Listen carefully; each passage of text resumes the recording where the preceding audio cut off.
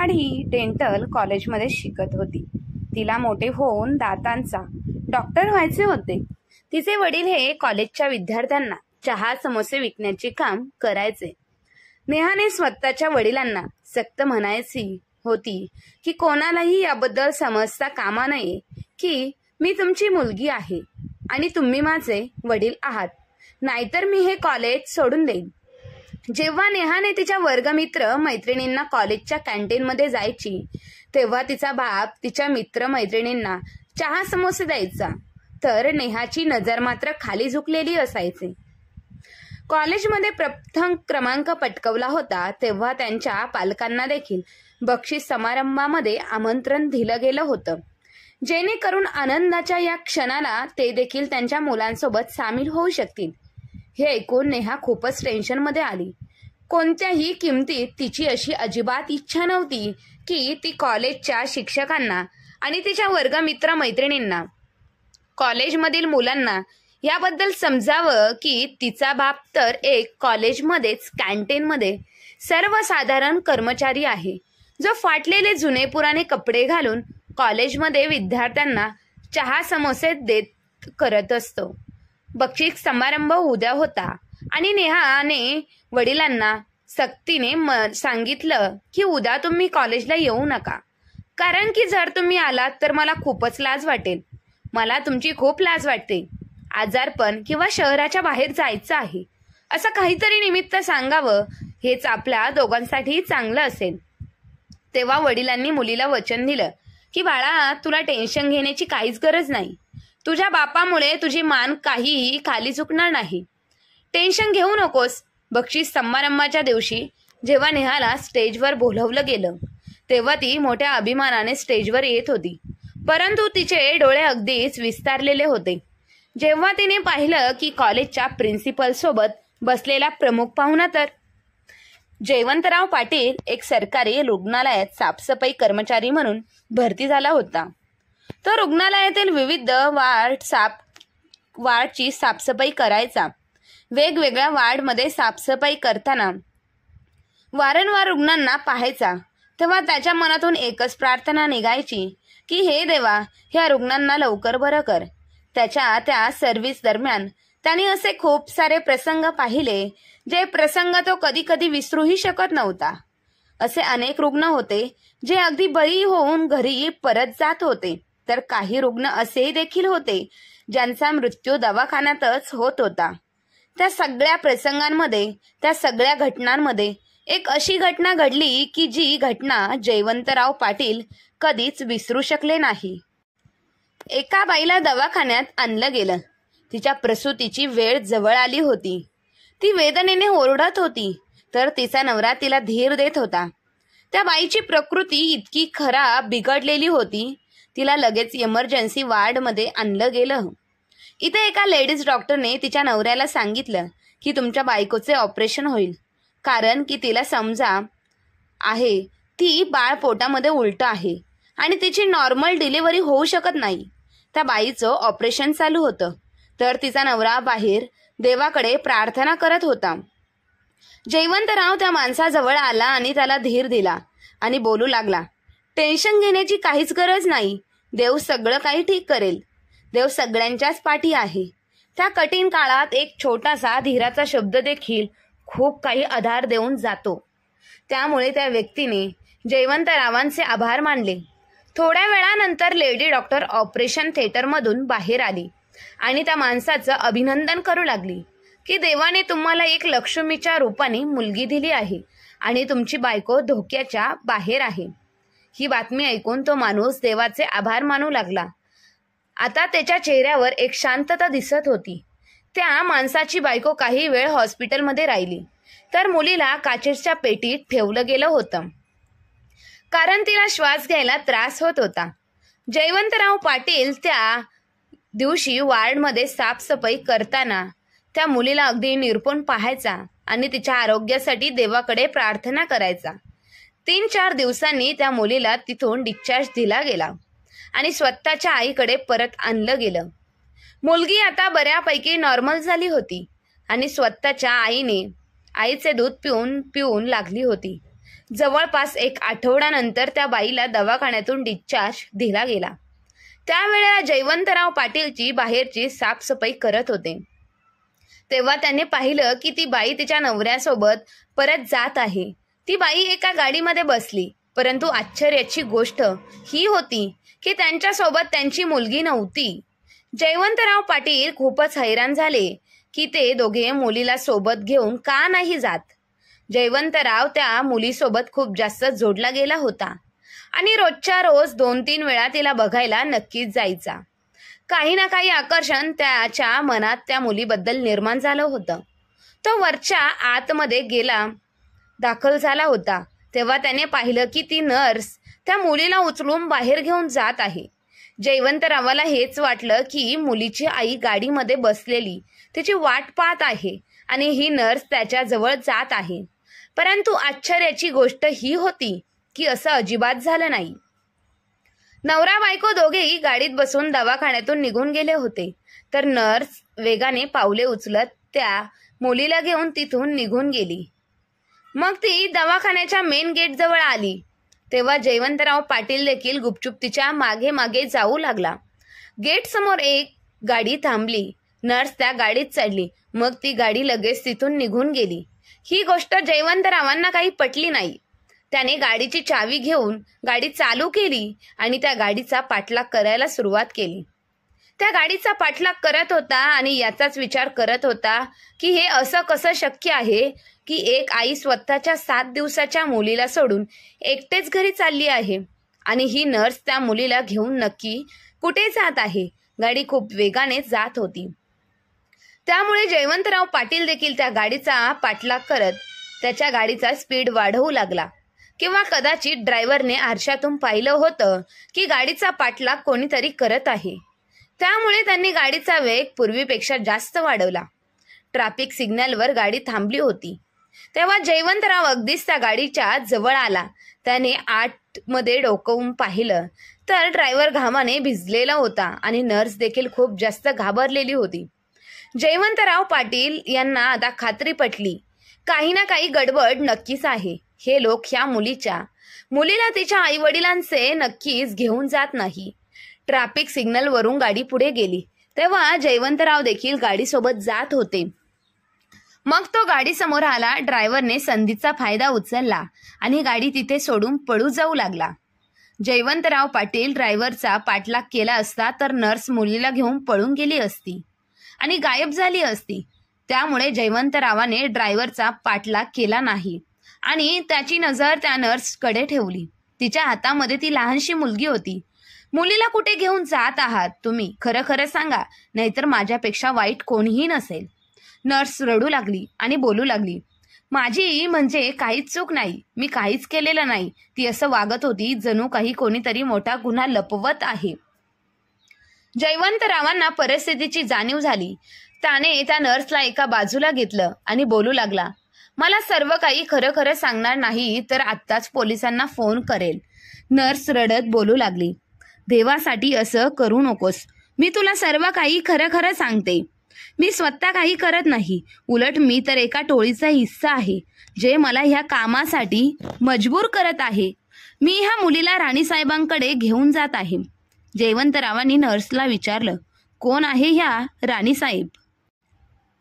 यावर नर्सने सांगितलं की अशा नुकत्याच जन्माला आलेल्या मुलीला विकत घेते, त्यांचे पालन पोषण करून त्यांना मोठे करते आणि मग तिच्या इच्छेनुसार ती मुलींकडून कोणतेही काम करून घेते. कधी कधी ती मुलींना पुढे विकते तर काही मुलींना स्वतःजवळ ठेवते. ती एक विषय आहे. तिचे हात खूप वरपर्यंत पोचलेले आहेत. मोठमोठ्या लोकांपर्यंत तिची ओळख आहे. जयवंतराव हे ऐकून खूप हैराण झाला आणि त्या नर्सला बोलू लागला, मग या मुलीच्या पालकांना याबद्दल माहीत असतं की नाही? त्यांच्या मुलींना कुठपर्यंत पोचवलं जातं आणि ते सर्व जाणून बुजून त्यांच्या निष्पाप मुलींना दवाखान्यातच सोडून का जातात? नर्सने जयवंतरावांना सांगितलं की असं काहीच नाही. उलट वास्तव तर हे आहे की त्यांना याबद्दल काहीच माहिती नाही की त्यांच्या मुलींना शेवटी कुठपर्यंत पोचवलं जातं. खरं तर गरीब आई वडील त्यांना याआधी देखील खूप सारी मुलं असतात आणि महागाईच्या ह्या जमान्यात त्यांना अधिक मुलांना सांभाळणं सोपं होत नसतं. ते त्यांच्या मर्जीने स्वतःच्या मुलींना दवाखान्यात सोडून निघून जातात, तर मुलांना मात्र सोबत घेऊन जातात. कारण की डॉक्टरांनी त्यांना आधीपासूनच नीट सांगितलेलं आहे की जर ते त्यांच्या मर्जीने त्यांची मुलगी सोडून गेले तर त्या मुलीला अनाथ आश्रमात सोडलं जाईल, जिथे त्यांचं चांगलं संगोपन केलं जातं. खरं तर पार्क समोर मोठ्या बाळ्या मारल्या जातात. मुलींना दवाखान्यात सोडण्यासाठी त्यांनी काही पैसे देखील दिले जातात. त्यांना सांगितलं जातं की मुलींचं अनाथ आश्रमात पालनपोषण होईल, जिथे त्यांच्या शिक्षणाची आरोग्याची काळजी घेतली जाईल आणि तरुण झाल्यानंतर अनाथ आश्रमातच त्यांचं लग्न लावून दिले जाईल आणि आदराने त्यांची सासरी पाठवणीही केली जाईल. परंतु हे सगळं खोटं आहे. डॉक्टर साहेब त्यांच्या वेगवेगळ्या लोकांसोबत मिळून ह्या मुलींना राणी साहेबांच्या हातात पोचवतात आणि ह्या कामासाठी वेगवेगळ्या नर्सची मदत घेतली जाते. नर्स बिचाऱ्या मजबूर असतात, कारण की डॉक्टरांकडे त्यांचे व्हिडिओ असतात. ते आधी नर्सला त्यांच्या जाळ्यात ओढतात आणि मग त्यांच्याकडून अशी कामे करून घेतात. जसजसं जयवंतराव हे सगळं ऐकत होते त्याला असं वाटत होतं की काय तू आता बेशुद्धच होणार आहे. तो स्वतःला दोष देत राहिला की मी असताना हे सर्व घडत होतं आणि मला याबद्दल काहीही समजलं नाही. मागच्या 10 वर्षापासून तो त्याच दवाखान्यात काम करत होता, परंतु इतक्या हुशारीने येणे आणि शांतपणे ते काम होतं की कोणालाही कानुसा लागला नाही, याची खबरही लागली नाही. खरं तर अशा माणसाला देखील याबद्दल समजलं नाही, जो रोजच्या रोज वेगवेगळ्या मुलांची साफसफाई करायचा. तो त्याच हॉस्पिटलचा एक भाग होता, परंतु आता त्याने ठरवलं होतं की तो हा अवैध धंदा बंद करेल. गुन्हेगारांना शिक्षा नक्कीच मिळवून देईल. जे गुन्हेगार त्या निष्पाप मुलीला जन्माला आल्यानंतर काही दिवसांनी अशा एका वातावरणात त्यांना पोचवतात, जे वातावरण नरकापेक्षाही काही कमी नसतं. जयवंतरावाने सगळ्या गुन्हेगारांना शिक्षा देण्याचं ठरवलं होतं. तो नर्सला बोलू लागला, तो माझी मदत करशील का? तुला तुझ्या कृत्याचा पश्चाताप होत आहे का? नर्स रडून बोलू लागली, हो दादा, मी तुमची मदत नक्की करेन, परंतु माझ्या जीवाला धोका होईल. कारण की हे लोक खूपच धोकादायक आहे. त्यांचा नेटवर्क खूप मोठा आहे आणि जेव्हा त्यांनाही समजेल की मी त्यांच्या टोळीचा भाग नाही, तेव्हा ते मला मारण्याचा प्रयत्न करतील. जयवंतराव त्या मुलीला स्वतःच्या घरी घेऊन आला, स्वतःच्या बायकोच्या कुशीत टाकलं, तर नर्सला अगदी सुरक्षितपणे तिच्या घरी पोहोचवलं. परंतु तो आता आरामात बसणारा अजिबात नव्हता. त्याला खूप साऱ्या लोकांचा पर्दाफाश करायचा होता. नर्सला त्याच्यासोबत पोलीस स्टेशनमध्ये घेऊन गेला.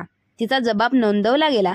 इन्स्पेक्टर साहेब आणि नर्सला त्याची शाश्वती दिली, याची खात्री पटवून दिली की तुझ्यासोबत काहीही वाईट होणार नाही, परंतु अट आहे की तुला देखील आमची मदत करावी लागेल. जे लोक ह्या वैध धंद्यामध्ये सामील आहे, सर्वांना पकडून देण्यास आमची मदत करावी लागेल.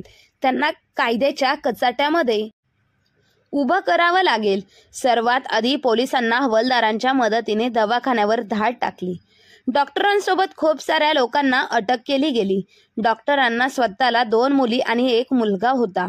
जेव्हा डॉक्टरांच्या बायकोला समजलं की तिचा नवरा तर एक स्वतः राक्षस आहे, माणसाच्या रूपात एक जिवंत आहे, तेव्हा तिने स्वतःच्या नवऱ्याला घटस्फोट दिला आणि ते दृश्य खूप विचित्र होतं. जेव्हा त्याची बायको देखील पोलीस स्टेशनमध्ये आली होती आणि स्वतःच्या नवऱ्याचा एक जोरदार कानाखाली लावून गेली होती, स्वतःच्या नवऱ्याचा तिरस्कार व्यक्त केला होता आणि बोलू लागली की मला पूर्ण आयुष्य ह्या गोष्टीची खंत असेल की मी तुझ्यासारख्या माणसावरती प्रेम केलं आणि लग्न देखील केलं. आता राणी साहेबांना पकडण्याची बारी होती. जेव्हा तिच्या घरावर छाप मारला गेला तेव्हा समजलं की ती शहर सोडून पळून निघून गेली आहे. सोबतच सगळ्या मुलींना सोबत घेऊन गेली आहे, ज्या मुली वेगवेगळ्या प्रकारे तिच्यापर्यंत पोहोचवल्या गेल्या होत्या. राणी साहेबांचा नंबर ट्रेस करण्याचा प्रयत्न केला, परंतु नंबर बंद होता. तिने तिच्या माघारी कोणताच असा पुरावा सोडला नव्हता. शेवटी ती कुठे गेली कोणालाच माहीत नव्हतं. नर्स जवळ राणी साहेबांच्या एका कामगाराचा नंबर होता. जेव्हा नर्सने तिला फोन केला तेव्हा तिचा फोन ऑन होता. पोलिसांनी ती कामवाली सोबत कॉन्टॅक्ट केला आणि सांगितलं की जर तू आम्हाला मदत केली तर आम्ही तुला खात्री देतो की तुला कोणताही त्रास होणार नाही आणि सरकारच्या वतीनं तुला बक्षीस वितरण देखील केलं जाईल. कामवाली बोलू लागली, मी बक्षीस अशा लालसेपोटी असं काहीही करू इच्छित नाही. फक्त मला या पापांच्या दलितनातून बाहेर निघायचं आहे. कामवालीच्या मदतीने राणीसाहेबांचा ठाव ठिकाणा समजला होता. राणीसाहेबांसोबत त्या लोकांनाही अटक करण्यात आलं जे आमच्या भागात अगदी मोठमोठे साहेब होऊन फिरत होते.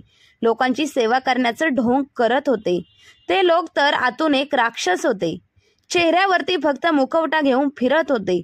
जयवंतरावांमुळे खूप साऱ्या लोकांचा खरा चेहरा सर्वांसमोर आला होता आणि सर्वात महत्त्वाचं म्हणजे त्या निष्पाप मुलीच्या राणीसाहेबांच्या कचाट्यात सापडल्या होत्या. त्या जिवंतरावांमुळे त्या मुली त्या नरकातून बाहेर पडल्या होत्या. त्या निष्पाप मुलींना येणाऱ्या भविष्यासाठी तयार केलं जात होतं. त्यामुळे मोठमोठ्या लोकांचा खुराक होण्यासाठी ज्या लोकांना राणीसाहेब मुली विकत होती, अशा राक्षसी लोकांना ज्यांना तरुण मुलींचं व्यसन होतं, जेव्हा माणूस हरामाचा पैसा कमवतो तेव्हाच अशा त्याला हरामाच्या गोष्टींची सवय लागते.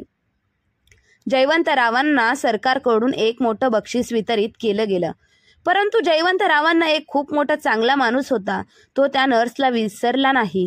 तिच्या मदतीशिवाय तो हे करू शकला नसता आणि खूप साऱ्या लोकांना त्याने पर्दाफाश केला आणि मग त्या मुलींना अनाथ आश्रमात पाठवलं गेलं. त्यानंतर जयवंतराव त्या जोडप्याजवळ गेले जे त्या जोडप्याच्या निष्पाप मुलीला दवाखान्यात सोडून निघून गेले होते. जयवंतराव बोलू लागला की तुम्ही लोकांनी असं का केलं? तुम्ही इतके क्रूर कसे असू शकता? एका निष्पाप मुलीला नरकाच्या आगीत टाकून का निघून गेलात? ते दोघं रडत होते, बोलत होते की आम्ही गरिबीमुळे हतबल होऊन हे सर्व केलं.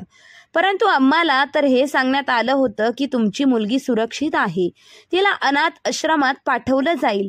आम्हाला माहीत नव्हतं की ते इतके क्रूर व्यक्ती आमच्या मुलीला एका विषाकडे विकणार आहे. जयवंतरावांनी ते निष्पाप मुलगी त्यांच्या स्वाधीन केली आणि डोळ्यात अश्रू आणून बोलू लागला, ह्या मुलीची काळजी घ्या, ही कळी आता कधी कोमजता कामा नये. असे बोलून तो परत येत होता. तो त्याचे अश्रू लपवण्याचा खूप प्रयत्न करत होता, तर त्या दोघांनाही जयवंतरावाच्या मनाची अवस्था समजली होती. त्या मुलीच्या आईने जयवंतरावांना आवाज दिला आणि बोलू लागली, दादा, आम्ही एक आई आहे आणि मला समजते की तुमचं मन ह्या मुलीसाठी तडफडत आहे. मी आई ह्या हक्काने माझ्या भावाला माझी मुलगी देत आहे. तिची काळजी घ्या. आजपासून ही तुमची आहे. तुम्ही तिचा आईबाप आहात. जयवंतराव त्या मुलीला मिठी मारली आणि पुन्हा परत घरी परतला. जयवंतरावांनी त्या मुलीचं नाव नेहा ठेवलं. त्याला स्वतःला काही मुलबाळ नव्हतं, त्यामुळे त्यांनी त्या मुलीला अगदी लाडात वाढवलं. स्वतः मेहनत कष्ट करून नेहाला प्रत्येक सुख दिलं. जयवंतरावांचं स्नेहावरती खूप अतोनात प्रेम होतं. एका मध्यरात्री नेहाला थोडासा ताप आला होता. तेव्हा पूर्ण रात्र तो झोपू शकत नव्हता. सारखं तो नेहाचा ताप तपासत होता. पूर्ण रात्र देवाकडे प्रार्थना करायचा ह्याचसाठी करत होता. नेहा अजूनही लहानाची मुलगी होती. तिला याबद्दल माहीत नव्हतं की तिचा बाप तिच्यावरती किती प्रेम करतोय. जशी ती मोठी झाली ती स्वतःला खूप भाग्यवान समजत होती की तिचा बाप इतका चांगला आहे जो तिच्यावर इतका मनापासून प्रेम करतोय. जयवंतरावाने दवाखान्यातील ती नोकरी सोडली होती कारण तो दवाखाना आता बंद झाला होता. सगळ्यांना कामावरून काढून टाकलं गेलं. जयवंतराव आता तिथे काम करत नव्हता. त्यामुळे त्यांनी कॉलेजमध्ये एका कॅन्टीनमध्ये काम करायला सुरुवात केली. मी आहे खूप हुशार विद्यार्थिनी होती. ती सुरुवातीपासूनच प्रत्येक इयत्तेत प्रत्येक वर्गामध्ये प्रथम क्रमांक मिळवत होती. परंतु 10वी नंतर जशी कॉलेजमध्ये पोहोचली तेव्हा तिला समजलं की तिचा बाप तिच्या कॉलेजमध्ये एक नोकराचं काम करतो. परंतु तिचं स्वप्न होतं आणि तिच्या वडिलांचे स्वप्न देखील हेच होतं की तिला डॉक्टर व्हायचं होतं. ती डॉक्टर होण्यासाठी तितकी हुशार देखील होती. परंतु जयवंतराव देखील तितकेच कष्ट करत होते. आपल्या मुलीसाठी कॉलेजमध्ये शिकत होती. त्याच कॉलेजमध्ये जयवंतराव देखील कॅन्टीनमध्ये काम करत होते आणि त्यांचं काम असं होतं की मुलांच्या कॉलेजच्या मुलांना आणि मुलींना चहा समोसे वाटण्याचं. कॉलेज खूप मोठं होतं आणि महाग पण होतं, परंतु 10वीमध्ये नेहाला खूप चांगले मार्क्स मिळाले होते आणि ते जिल्ह्यातच नव्हे तर राज्यात पहिली आली होती. त्यामुळेच तिला मोफत ॲडमिशन दिलं गेलं आणि स्कॉलरशिप देखील तिला मिळत होती महिन्याला.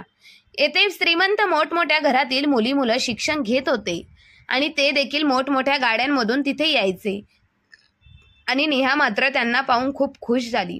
तिच्या मनामध्ये देखील एक इच्छा निर्माण झाली की काश मी देखील एका मोठ्या गाडीमध्ये कॉलेजला येत असती तर. परंतु वडिलांमुळे परिस्थितीमुळे ती हतबल होती. जेव्हा तिने स्वतःच्या बापाला जुन्या फाटलेल्या कपड्यांमध्ये पाहिलं की तो कॉलेजच्या मुली आणि मुलांना समोसे देत आहे, तेव्हा तिला त्या गोष्टीची खूप लाज वाटत होती. कॉलेजच्या पहिल्या दिवशी तिने बापाला घरी जाऊन सांगितलं की बाबा, तुम्ही कॉलेजची नोकरी सोडा. कॉलेजमध्ये कोणालाही ही माहीत नाही की मी तुमची मुलगी आहे आणि जर कोणाला समजलं तर माझी पूर्ण इज्जत पाण्यात जाईल आणि कॉलेजमध्ये माझं शिक्षण घेणं अशक्य होईल. माझे मित्रमैत्रिणी मला चिडवतील, सगळे माझ्यावरती हसतील आणि कॉलेजमध्ये माझं शिक्षण घेणं हे माझ्यासाठी जड जाईल. त्यामुळेच मी तुम्हाला विनंती करते की तुम्ही कॉलेजची ही नोकरी सोडा आणि कोणालाही सांगू नका की मी तुमची मुलगी आहे. जयवंतरावांनी नेहाला बोलू लागला, बेटी, इथं कॅन्टीनमध्ये काम करणं माझी मजबुरी आहे ग. मी प्रयत्न करत आहे की दुसरीकडे कुठेतरी मला नोकरी मिळते का आणि पैशांची व्यवस्था होईल का, परंतु तोपर्यंत ही नोकरी मी सोडू शकत नाही.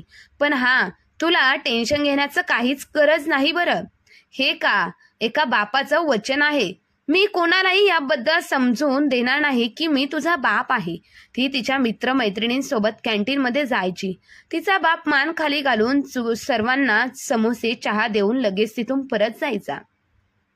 त्याची खूप मन करायचं की त्याने स्वतःच्या मुलीला पाहावं, परंतु तुम्ही ह्या विनंतीने स्वतःच्या मुलीकडे पाहत नव्हता. देखील नेहाला राग येईल. तो कोणत्याही किमतीत स्वतःच्या मुलीची नाराजी सहन करू शकत नव्हता. एका दिवशी त्याची बायको त्याला बोलू लागली, जशी नेहा कॉलेजमधून परत येईल तेव्हा मी तिला सर्व सांगेन. मी तिला सांगेन की ती आजच्या टप्प्यावर आहे ते फक्त आणि फक्त तुमच्यामुळेच आहे. ते तुमच्याशी असं कधी वागणार नाही याचा कधी मी विचार केला नव्हता. मला स्वप्नात देखील असं वाटलं नव्हतं ती असं का करत आहे. मला माहित नाही. जयवंतराव हात जोडून स्वतःच्या बायकोला हेच बोलायचं की देवासाठी असं काही करू नकोस. खबरदार, जर तू नेहाला काही सांगितलं तर ती ज्या प्रकारे प्रत्येकी 1 ते पहिला क्रमांक मिळवते, त्यामुळे मला आशा आहे की ती या कॉलेजमध्ये देखील स्वतःचं नाव उंचवेल, पहिली येईल आणि डॉक्टर बनायचं तिचं स्वप्न पूर्ण होईल. जयवंतरावांची स्वतःच्या मुलीसाठी ती देवाकडे प्रार्थना फळायला आली आणि ती कॉलेजमध्ये पहिली क्रमांकाने पासही झाली. ना फक्त कॉलेजमध्ये ती पहिली आली होती तर जिल्ह्यामध्ये देखील ती पहिला क्रमांक घेऊन आली होती. रस्त्यावर ठिकठिकाणी नेहाचे पोस्टर लागले होते. पास झालेल्या विद्यार्थ्यांसाठी कॉलेजमध्ये एका कार्यक्रमाचे आयोजन केले गेले आणि त्या सगळ्या विद्यार्थ्यांच्या आईवडिलांना देखील त्या कार्यक्रमात निमंत्रित केलं गेलं. परंतु त्याच वेळी देखील नेहा स्वतःच्या वडिलांना बोलू लागली, बाबा, हे चांगलं आहे की तुम्ही काही दिवसांसाठी या शहराच्या बाहेर निघून जा किंवा आजारपणाचं निमित्त सांगून जयवंतरावाने मुलीच्या डोक्याला हात ठेवला आणि बोलू लागला, बेटी, काळजी करण्याची काहीच गरज नाही. माझ्यामुळे तुला कधीही मान खाली झुकवण्याची गरज लागणार नाही. हा बाप तुझी मान कधीही खाली झुकून देणार नाही. बक्षीस वितरणाच्या वेळेला नेहाला मंचावर बोलवलं गेलं. कॉलेजच्या प्रिन्सिपल सोबत शहरातील खूप मोठे नामांकित लोक शेजारी खुर्चीवर बसले गेले होते. जे नेहाची नजर गेली तेव्हा तिला खूप मोठा धक्का बसला. जेव्हा तिने पाहिलं की प्रिन्सिपलच्या सोबत तिचा बाप बसला आहे, ते देखील प्रमुख पाहुणे ह्या नात्याने, तेव्हा नेहाला स्वतःच्या डोळ्यांवर विश्वास बसत नव्हता. ओळख करून देताना प्रिन्सिपलने सांगितलं की आपल्यामध्ये एक असा व्यक्ती उपस्थित आहे ज्याने आजपासून बरोबर 20 वर्षापूर्वी एका मुलीला दत्तक घेतलं. त्या मुलीला तर तिच्या आईवडिलांनी हॉस्पिटलमध्ये सोडून दिलं होतं, परंतु त्यानंतर तिची खूप वाईट दिवस येणार होते. म्हणून जयवंतराव पाटील यांना ते सहन झालं नाही आणि त्यांची त्या मुलीशी एक नाळ जोडली गेली असल्यामुळे त्यांनी त्या मुलीला दत्तक घेऊन तिचा सांभाळ करत आहे. आणि त्या एका मुलीमुळे 70 मुलींचे प्राण वाचले. त्यांना बर्बाद होण्यापासून वाचवलं. त्या मुली आज या कार्यक्रमात सामील आहेत आणि त्यांना या कार्यक्रमासाठी निमंत्रित केलं गेलं आहे. हा तोच व्यक्ती आहे ज्याने स्वतः जीव धोक्यात घालून त्या मुलींना इज्जतीत आयुष्य दिलं, सन्मानाचं जीवन दिलं गेलं. मग प्रिन्सिपलने ओळख करून देताना तो सगळा प्रसंग घडला तसा तो सांगितला. दवाखान्यात घडला होता. त्या मुली तरुण झाल्या होत्या. एक एक करून जयवंतरावांसमोर येऊन नतमस्तक होत होत्या आणि जयवंतराव डोळ्यात अश्रू आणून त्या सर्वांना आशीर्वाद देत होता. शहरातले ते दिग्गज व्यक्ती जयवंतरावांना सन्मान करत होते आणि स्वतः प्रिन्सिपल देखील त्यांच्यापुढे वाकून नमस्कार करत होते. नेहा खूप रडत होती. हे सर्व पाहून ती खूप रडत होती. ती अश्रू आनंदाचे नव्हते, तर ते नेहा या गोष्टीमुळे रडत होती की तिचा बाप तर एक अद्भुत माणूस होता, पण ती तिच्या वडिलांना का ओळखू शकली नाही. तिने नेहमीच त्याला मळालेल्या कपड्यांमध्ये पाहिला आणि त्याच्या स्टेटसचा तिरस्कार करत राहिली. जेव्हा बक्षीस घेण्याकरता नेहाला स्टेजवर बोलावण्यात आलं तेव्हा तिच्या मनावरती खूप मोठं ओझं होतं. तिला उघडपणे रडायचं होतं, पण ती तिची जागा रडण्यासाठी योग्य नव्हती. परंतु ती आता यापेक्षा जास्त सहनही करू शकत नव्हती आणि गप्पही राहू शकत नव्हती. परंतु तिला पूर्णपणे कळून चुकलं होतं की जेव्हा माझ्या खऱ्या जन्मदात्या आई वडिलांनी मला सोडून दिलं, परंतु माझ्या कष्टकरी मळकट कपड्यांमध्ये असलेल्या बापाने मला जीवनाचा मार्ग दिला, नव्याने जीवन जगण्यासाठी आयुष्य दिलं आणि मला तळहाताप्रमाणे फोडाप्रमाणे आजपर्यंत जपलं. म्हणूनच आता गप्प बसून काहीच फायदा नाही असा विचार करत नेहा होती. जेव्हा तिला बक्षीस वितरण करत असताना प्रमुख पाहुणे स्टेजवरती उठून उभे राहिले तेव्हा तिने सर्वांसमोर प्रिन्सिपलला विनंती केली, मला 2 शब्द बोलण्यासाठी परवानगी द्या. तेव्हा ते बक्षीस घेण्याच्या अगोदर नेहाने हातामध्ये माईक घेतला आणि बोलू लागली. आजपर्यंत सर्वांना फक्त एकच गोष्ट माहीत आहे की मी म्हणजे नेहा जयवंत पाटील ही खूप हुशार विद्यार्थिनी, स्मार्ट विद्यार्थिनी आहे आणि ती कोणत्याही गोष्टीमध्ये कमी नाही. परंतु असे खूप सारे बक्षिसे मी मिळवलेले आहेत, तेही माझ्या हुशारीच्या जोरावरती. परंतु ह्याहीपेक्षा मोठी गोष्ट मी आज तुम्हा सर्वांना सांगणार आहे. नेहा सांगू लागली, खरं तर मी अजिबात हुशार नाही किंवा स्मार्टही नाही. मी एक सर्वसाधारण मुलगी आहे. परंतु आजपर्यंत जेवढे काही बक्षीस मी मिळवले, आजपर्यंत प्रत्येकाच्या मनामध्ये माझी जी इमेज आहे ती फक्त आणि फक्त एका माणसामुळे, तो म्हणजे माझा बाप. परंतु सांगायला खंत आहे की माझ्या बापाला ओळखू शकले नाही आणि तुम्हालाही माझा बाप ओळखू आला नाही. आज मी नव्याने माझ्या वडिलांची ओळख करून तुम्हा सर्वांना देत आहे. खरं तर ही गोष्ट जेव्हा तुम्ही ऐकशाल तेव्हा तुम्हालाही धक्का बसेल. म्हणूनच आजपर्यंत मी गोष्ट लपवत होते आणि माझा बाप देखील ही गोष्ट लपवत होता. तर मित्र आणि मैत्रिणींनो आणि समोर बसलेले माझे गुरुवर्य मान्यवर, हे बक्षीस मी तुमच्याकडून घेतलं आहे, परंतु हे बक्षीस मी माझ्या वडिलांना समर्पित करत आहे. आणि माझे वडील म्हणजे दुसरे तिसरे कोणीही नसून इथे तुमच्या समोर बसलेले जयवंतराव पाटील आहे. तेव्हा जयवंतरावांना नाव घेतलं तेव्हा नेहाने हातातला माईक खाली ठेवला आणि धावत पळत जाऊन आपल्या बाबांना मिठी मारली आणि ती भेटली. बक्षीस बाबांच्या हातात देऊन समर्पित करून बाबांच्या पायावरती डोकं ठेवून रडू लागली. आज खऱ्या अर्थाने तिलाही खूप आनंद झाला होता आणि तितकाच आनंद जयवंतरावांना देखील झाला होता. त्यांना देखील आज वाटत होतं की आज खऱ्या अर्थाने माझी मुलगी माझी झाली आहे. कारण इतके दिवस मी फक्त एकतर्फी प्रेम, माया, ममता तिच्यावरती करत होतो, परंतु आज तिने खऱ्या अर्थाने मला स्वीकारले आहे बाप म्हणून.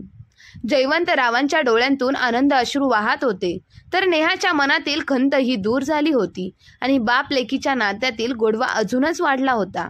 नेहाने तर सर्वांसमोर आपल्या बाबांची माफी मागितलेली होती, तरी देखील तिचं मन खंत खात होतं. लगेच कार्यक्रम पार पडल्यानंतर ती तिच्या घरी जाऊ इच्छित होती. ती तिच्या वडिलांच्या आधी घरी पोहोचली होती आणि आतुरतेने स्वतःच्या वडिलांची वाट पाहत होती.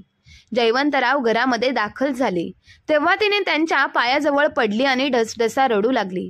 बाबा, मला माफ करा. बापाने स्वतःच्या मुलीला मिठी मारली आणि बोलू लागला, बेटी तू माझा अभिमान आहेस, बाळा तू माझा स्वाभिमान आहेस. रडणं आधी थांबव, नाहीतर मी देखील रडायला सुरुवात करेन. नेहाला आयुष्यातला सर्वात मोठा धडा हा मिळाला की माणसाला कधी वरून वरून पाहून त्यांच्या कपड्यांवरून ओळखण्याचा प्रयत्न करू नये. कोणालाही स्वतःपेक्षा कमी दर्जा देणे समजू नये. ज्याला तुम्ही कमी दर्जाचे समजता होऊ शकतो की तो देवाच्या कृपेने तुमच्याही पेक्षा चांगला असेल. जसं की जयवंतरावांनी नेहाला जीवदान दिलं होतं. कितीतरी पटीने एका बापापेक्षा जास्त चांगलं जपलं होतं. तरी देखील नेहाने आपल्या वडिलांबद्दल गैरसमज करून त्यांच्या मळकट कपड्यांवरून त्यांना जज करून त्यांना नेहमी कमी समजत राहिली. परंतु जेव्हा जयवंतराव पाटलांचा खरा चेहरा तिच्यासमोर आला तेव्हा तिला खूप वाईट वाटलं.